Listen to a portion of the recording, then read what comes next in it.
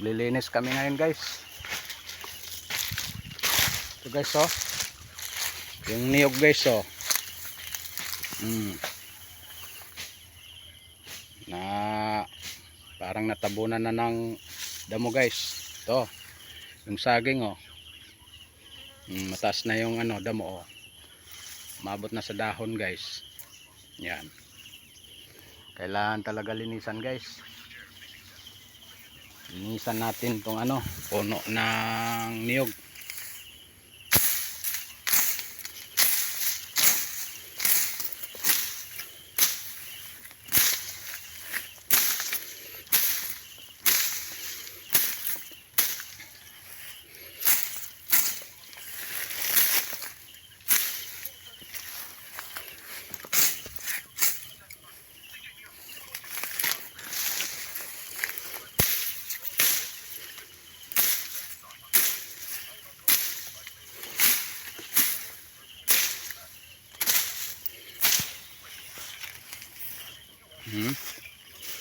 Kita mo to guys, itong damo guys oh, kumakapit ito parang ampalaya.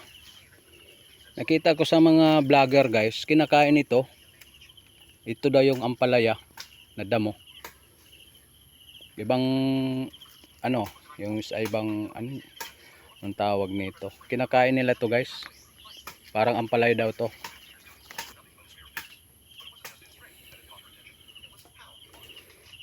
Kaya lang kasi hindi ako nagkain guys.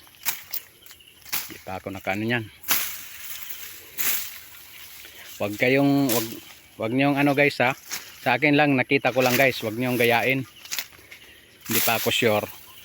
Baka ibang ano yon. Pero parang nakita ko lang. Wag niyo lang gayain guys. Oh, tingnan niyo guys oh. Nabawas-bawasan na. Parang maganda ng pakiramdam ng niyog guys oh.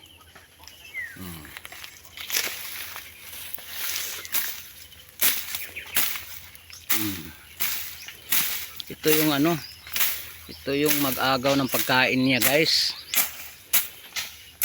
Parang tao din ba guys? Pag ikaw may inahin ka na ano, na fried chicken or adobong manok, tapos may dumating na 5 pirasong tao, kakain, samantala budget mo lang sa iyong pamilya, tapos konti na lang makain mo.